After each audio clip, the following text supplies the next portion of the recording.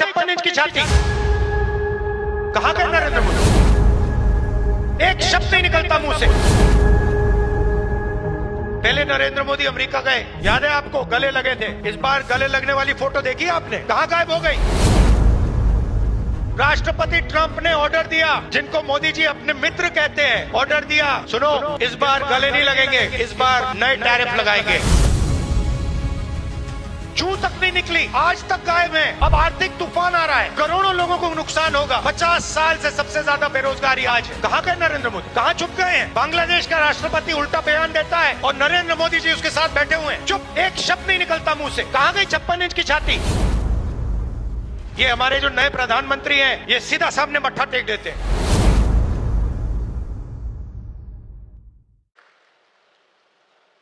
तेलंगाना में हमने एक क्रांतिकारी कदम उठाया, जाति जनगणना। उससे कुछ महीने पहले मैंने पार्लियामेंट हाउस में भाषण दिया था। मोदी जी के सामने कहा कि मोदी जी आप जाति जनगणना कराइए, देश को मालूम होना चाहिए इस देश में दलित कितने हैं, पिछड़ा वर्ग कितना है, अति पिछड़ा कितना है, अति दलित कितने हैं, आदिवासी कितने हैं, माइनॉरिटीज कितने हैं, गरीब जनरल कास्ट के कितने लोग हैं।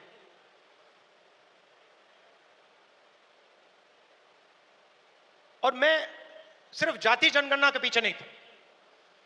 जाति जनगणना एक कदम है। मुझे यह पता लगाना था कि इस देश में किसकी कितनी भागीदारी है। उस समय मैंने कहा था कि देश का एक्सरे होना चाहिए, पता लगाना चाहिए कि जो हमारे दलित, आदिवासी, पिछड़े वर्ग के लोग धूप में काम करते हैं, मजदूरी करते हैं, क्या सचमुच में यह देश उनकी इज्जत करता है? क्या सचमुच में यह देश उनको जगह देता है? यह मेरे दिमाग में सवाल था। मोदी जी ने, आरएसएस ने साफ कह दिया, हम जाति जनगणना नहीं करेंगे, हम जानना नहीं चाहते हैं, हम समझना नहीं चाहते हैं, हम लोगों को बताना नहीं चाहते हैं कि इस देश में दलितों को, आदिवासियों को, पिछड़ों को, गरीब जनरल कास्ट को, माइनॉरिटीज को कितनी भागीदारी मिलती है, हम छुपाना चाहते हैं। और वहां मैंने सामने बोल दिया कि आप छुपाइए जितना छुपाना है। लोकसभा में, राज्यसभा में हम कानून पास करेंगे, आपके बिल्कुल सामने कानून पास करेंगे, जाति जनगणना यहीं से निकालेंगे। तेलंगाना में किया और आप हैरान हो जाओगे। रेवंत रेड्डी जी ने बोला मगर डिटेल में नहीं गए। और मैं जानता हूं कि जो तेलंगाना की हालत है वो इस देश के हर प्रदेश की हालत है। तेलंगाना में 90% आबादी ओबीसी, अति पिछड़ा, दलित, अति दलित, माइनॉरिटी, आदिवासी। तेलंगाना का कॉर्पोरेट सेक्टर देखिए, मालिकों की लिस्ट, सीईओज की लिस्ट, सीनियर मैनेजमेंट की लिस्ट, 90% में से आपको एक व्यक्ति नहीं मिलेगा। 90% की भागीदारी तेलंगाना के कॉर्पोरेट सेक्टर में है ही नहीं।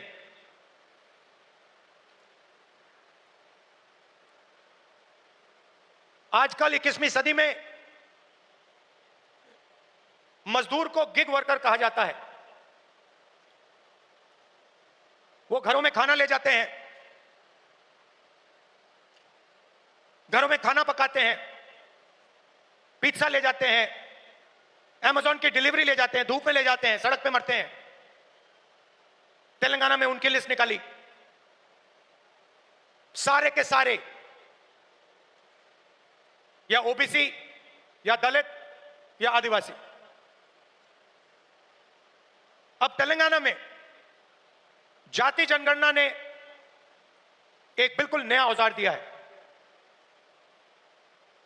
तेलंगाना में हम सचमुच में विकास का काम कर सकते हैं। तेलंगाना में हम पिन पॉइंट एक्यूरेसी के साथ भागीदारी के बारे में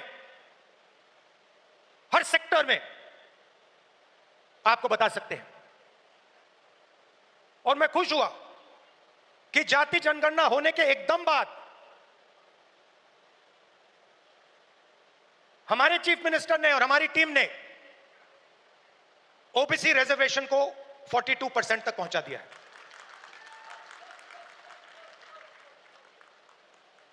हम सुपर पावर की बात करते हैं, मगर जब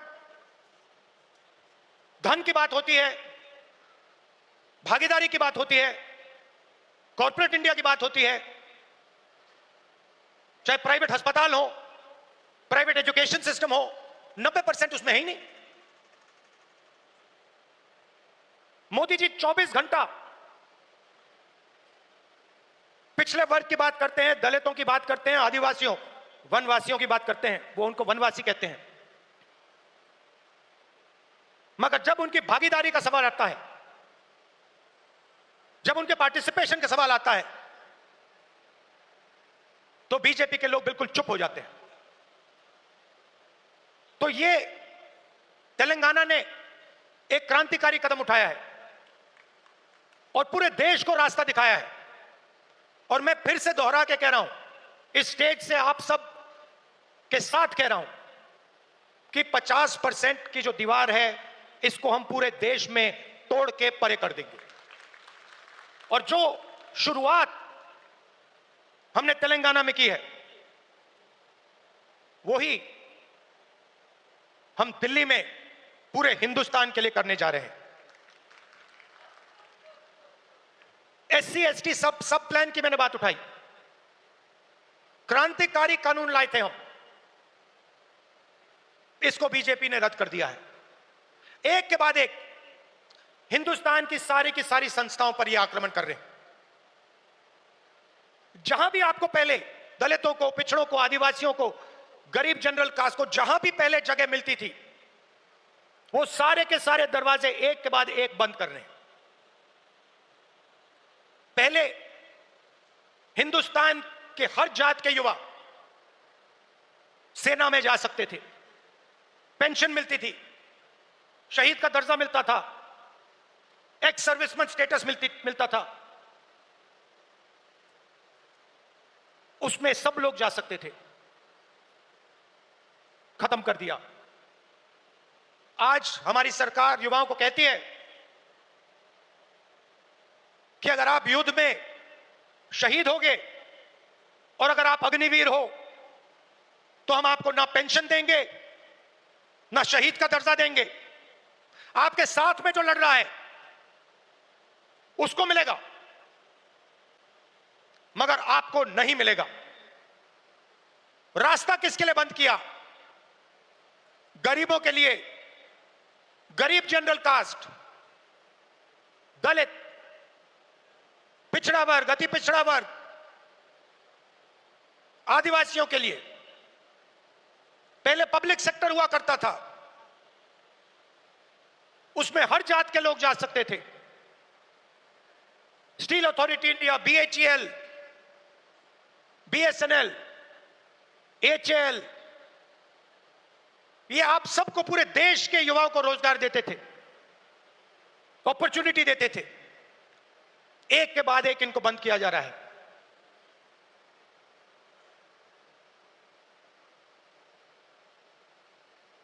और किसको दिया जा रहा है?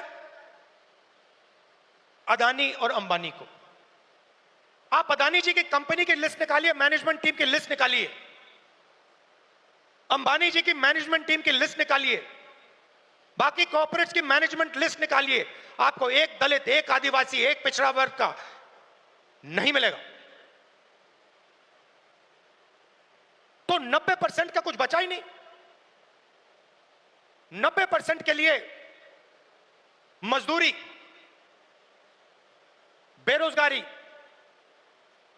और हिंदुस्तान के सारे airport, ports, defence industry, cement industry, जो भी चाहते हैं अदानी जी को। छत्तीसगढ़ में माइन चाहिए, बस्तर में माइंस चाहिए, मिलेंगी। झारखंड में माइंस चाहिए, बिहार में माइंस चाहिए, मिलेगी। बंबई का एयरपोर्ट चाहिए, ले लो। लखनऊ का एयरपोर्ट चाहिए, ले लो। डिफेंस इंडस्ट्री चाहिए, ले लो। एचएएल को परे करो, बीएचईएल को परे करो, बनाओ जो बनाना है। तो सारा का सारा धन, सारी की सारी अपॉर्चुनिटीज 90% से छीनी जा रही है। पहले नरेंद्र मोदी अमेरिका गए, याद है आपको? गले लगे थे, याद है? इस बार गले लगने वाली फोटो देखी आपने? देखी? कहां गायब हो गई? राष्ट्रपति ट्रंप ने ऑर्डर दिया, जिनको मोदी जी अपने मित्र कहते हैं, ऑर्डर दिया, सुनो, इस बार गले नहीं लगेंगे, इस बार नए टैरिफ लगाएंगे। चू तक नहीं निकली, आज तक गायब है। जनता का ध्यान वहां ना चला जाए तो पार्लियामेंट में 2 दिन ड्रामा चलाया। मगर सच्चाई है कि आर्थिक तूफान आने वाला है। कोविड आया था, नरेंद्र मोदी जी ने थाली बजवाई, मोबाइल फोन की लाइट दिखवाई। अब आर्थिक तूफान आ रहा है, सामने है, करोड़ों लोगों को नुकसान होगा। 50 साल से सबसे ज्यादा बेरोजगारी आज है। कहां गए नरेंद्र मोदी? कहां छुप गए हैं?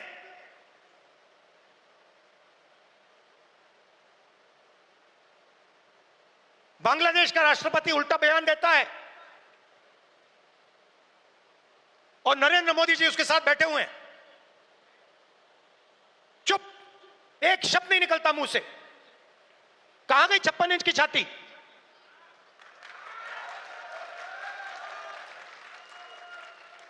जब प्रधानमंत्री को कहना था, इंदिरा गांधी से एक बार किसी ने पूछा, डू यू लीन लेफ्ट और राइट, मतलब आप दाएं लीन करती हैं, बाएं लीन करती हैं? इंदिरा गांधी जी ने कहा, मैं हिंदुस्तान की प्रधानमंत्री हूं, मैं ना दाएं लीन करती हूं ना बाएं लीन करती हूं, बीच में सीधी खड़ी रहती हूं। ये हमारे जो नए प्रधानमंत्री हैं, ये सीधा सामने मत्था टेक देते हैं। सच्चाई है हिंदुस्तान की, और विचारधारा की लड़ाई है।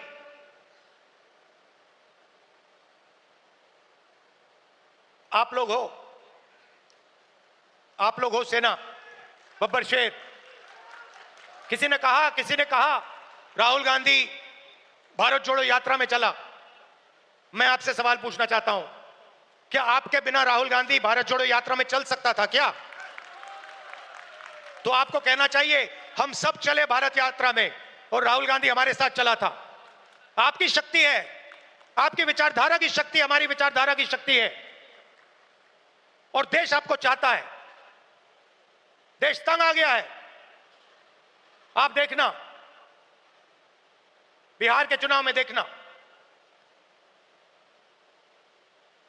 महाराष्ट्र के लोगों से पूछिए, आपको बताएंगे बीजेपी ने महाराष्ट्र में चुनाव कैसे जीता है। वो आपको बता देंगे किस प्रकार से जीता है। इलेक्शन कमीशन से हमने वोटर लिस्ट, महाराष्ट्र की वोटर लिस्ट हम पूछ पूछ के थक गए। आज तक इलेक्शन कमीशन हमें महाराष्ट्र की वोटर लिस्ट नहीं दे पा रहा है। यह सच्चाई है। मगर आने वाले समय में यहां पे बदलाव आने वाला है। लोगों का मूड दिख रहा है। तो विचारधारा की लड़ाई है, आपकी विचारधारा है, गांधी जी की विचारधारा है। क्या फर्क है इसमें और आरएसएस की विचारधारा में? सबसे पहले ये कॉन्स्टिट्यूशन जो है ये हमारी विचारधारा है।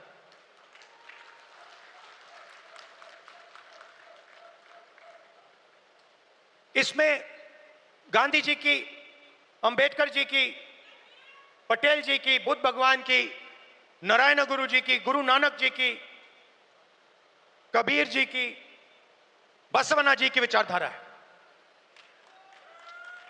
यह 70 साल पुराना डॉक्यूमेंट नहीं है, यह हजारों साल पुरानी सोच है और यह आपकी है।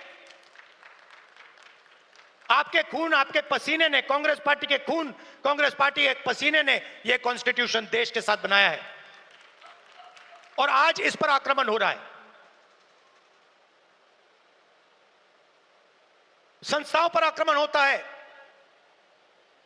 अग्निवीर, अदानी अंबानी को देश का पूरा धन, यह सब कॉन्स्टिट्यूशन पर आक्रमण हो रहा है। कॉन्स्टिट्यूशन में कहीं नहीं लिखा है कि हिंदुस्तान का पूरा धन 2-3 लोगों के हाथ में होना चाहिए। कॉन्स्टिट्यूशन में कहीं नहीं लिखा है कि हिंदुस्तान की हर संस्था में एक संगठन आरएसएस के लोग होने चाहिए। इस कॉन्स्टिट्यूशन में कहीं नहीं लिखा है कि हिंदुस्तान की सब यूनिवर्सिटीज के वाइस चांसलर आरएसएस के होने चाहिए। इस कॉन्स्टिट्यूशन में कहीं नहीं लिखा है कि हिंदुस्तान की दूसरी भाषाओं को, तमिल को, बंगाली को दबाया जाना चाहिए। कहीं नहीं लिखा है। मगर आरएसएस और बीजेपी रोज इस कॉन्स्टिट्यूशन पर आक्रमण कर रहे हैं और इनको सिर्फ कांग्रेस पार्टी रोक सकती है, बाकी पार्टियां नहीं रोक सकती हैं। आप देखना, क्योंकि यह विचारधारा की लड़ाई है। जिस पार्टी के पास विचारधारा नहीं है, क्लैरिटी नहीं है, वो बीजेपी आरएसएस के सामने नहीं खड़ी हो सकती। जिस पार्टी के पास विचारधारा है वो ही आरएसएस और बीजेपी का मुकाबला कर सकती है और वही आरएसएस और बीजेपी को हराएगी। और आजादी से पहले एक बात याद रखिए, भूलिए मत, आजादी में हम सिर्फ अंग्रेजों से नहीं लड़े थे। हम अंग्रेज और आरएसएस की विचारधारा के खिलाफ लड़े थे। ये सारे जो आरएसएस के लोग हैं, इनकी विचारधारा फ्रीडम स्ट्रगल की विचारधारा नहीं है। जिस दिन कॉन्स्टिट्यूशन लागू हुआ था, जिस दिन यह किताब लिखी गई थी, उस दिन इस कॉन्स्टिट्यूशन के खिलाफ आरएसएस ने रामलीला मैदान में इस कॉन्स्टिट्यूशन को जलाया था। सालों के लिए इस कॉन्स्टिट्यूशन में लिखा है कि हमारे देश का जो झंडा है वो तिरंगा होगा। सालों के लिए आरएसएस ने तिरंगा को सलूट नहीं मारा था। यह सच है। आज जो भी कहें, उनकी विचारधारा कॉन्स्टिट्यूशन के खिलाफ है। वो लोकतंत्र को खत्म करना चाहते हैं। वो हिंदुस्तान की सारी संस्थाओं को कंट्रोल करना चाहते हैं और अंबानी अदानी को हिंदुस्तान का पूरा धन पकड़ाना चाहते हैं। और हमारी विचारधारा कहती है कि ये देश हर जात का, हर धर्म का है, हर भाषा का है। इस देश की संस्थाएं, इस देश के इंस्टीट्यूशंस किसी एक संगठन के नहीं हैं, कांग्रेस पार्टी के नहीं हैं, इस देश की जनता के हैं और इस देश की जनता को उन इंस्टीट्यूशंस पर कंट्रोल होना चाहिए। यह लड़ाई चल रही है। कुछ दिन पहले बीजेपी ने लोकसभा में वक्फ बिल पास किया। वक्फ बिल फ्रीडम ऑफ रिलीजन पर आक्रमण है, कॉन्स्टिट्यूशन पर आक्रमण है। एकदम ऑब्जर्वर न्यूज़पेपर, उनका जो न्यूज़पेपर है, ऑर्गेनाइजर, सॉरी ऑब्जर्वर नहीं, ऑर्गेनाइजर में लिखते हैं कि अब जो क्रिश्चियन कम्युनिटी है उनकी जमीन पर हम आक्रमण करने जा रहे हैं। हमारे सिख भाई हैं, आपके पास भी आएंगे, तो आप ये मत सोचिए कि ये आप पर आक्रमण नहीं है। और ये एंटी कॉन्स्टिट्यूशन है और anti freedom of religion act है और ये देश के सब लोगों को मालूम होना चाहिए।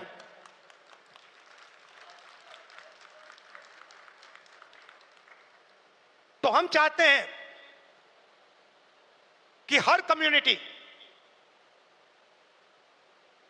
हर धर्म, हर भाषा को इस देश में इज्जत मिले, रिस्पेक्ट मिले, जगह मिले। हम चाहते हैं कि यह देश सब लोगों का हो और हर धर्म, हर जात, हर भाषा को इस देश से फायदा मिले। यहां पीछे जूली जी हैं, कहां हैं आप? जूली जी कहां हैं? जूली जी राज टिकाराम जूली जी कहां है भाई? हाँ, जूली बुलाइए उनको। अच्छा, टिकाराम जूली हमारे सीएलपी हैं, राजस्थान के, दलित हैं, मंदिर गए थे। उनके मंदिर में जाने के बाद बीजेपी के नेताओं ने मंदिर को साफ करवाया, धुलवाया और वो अपने आप को हिंदू कहते हैं। एक दलित व्यक्ति को मंदिर में जाने का अधिकार नहीं देते हैं और जब जाता है तो फिर मंदिर को धुलवाते हैं। ये हमारा धर्म नहीं है, ये हमारा धर्म नहीं है। हम भी अपने आप को हिंदू कहलाते हैं मगर ये हमारा धर्म नहीं है। हमारा धर्म वो है जो हर व्यक्ति का आदर करता है, हर व्यक्ति को रिस्पेक्ट देता है। और ये जो बात है, चाहे ये दलितों के खिलाफ हो, पिछड़ों के खिलाफ हो, ये बीजेपी के हर कार्यकर्ता के दिल के अंदर छुपी हुई है। ये है आप में और उनमें फर्क। आपके लिए चाहे दलित हो, आदिवासी हो, पिछड़े हो, महिला हो, अल्पसंख्यक हो, आप सबकी रिस्पेक्ट करते हो। हमारा हर कार्यकर्ता हिंदुस्तान के हर व्यक्ति की रिस्पेक्ट करता है। उनके दिल में नफरत भरी हुई है। 21वीं सदी में वो कह नहीं सकते हैं क्योंकि कॉन्स्टिट्यूशन है, मगर दिल में जो उन्होंने जूली साहब के साथ किया वही वो आप सबके साथ करना चाहते हैं। ये उनकी सच्चाई है और लड़ाई इसी बात की है। हमारे लिए सब लोग इंसान हैं, सब लोगों से हम मोहब्बत करते हैं। सब लोगों की हम रिस्पेक्ट करते हैं, उनके लिए अलग अलग है। कोई दलित है, उसको मंदिर में नहीं जाना चाहिए। कोई मोची है, उसे सॉफ्टवेयर इंजीनियर नहीं बनना चाहिए। कोई गरीब किसान का बेटा है, उसे अंग्रेजी नहीं सीखनी चाहिए। ऐसा हिंदुस्तान हमें नहीं चाहिए और हम होने भी नहीं देंगे। आखिरी बात आपसे कहना चाहता हूं संगठन के बारे में। कांग्रेस प्रेसिडेंट, वर्किंग कमेटी और पार्टी के सीनियर नेताओं की काफी मीटिंग हुई है और हम चाहते हैं कि जो हमारे डिस्ट्रिक्ट प्रेसिडेंट्स हैं उन्हें हम पार्टी की नींव बनाएं और हम चाहते हैं कि उन्हें, जो हमारे डिस्ट्रिक्ट प्रेसिडेंट्स हैं, डिस्ट्रिक्ट कमिटीज हैं, उन्हें पार्टी शक्ति दे, पावर दे और जिम्मेदारी दे। तो ये बदलाव हम कांग्रेस पार्टी में लाने जा रहे हैं। डिस्ट्रिक्ट कमेटी और डिस्ट्रिक्ट प्रेसिडेंट को हम पार्टी का फाउंडेशन बनाने जा रहे हैं।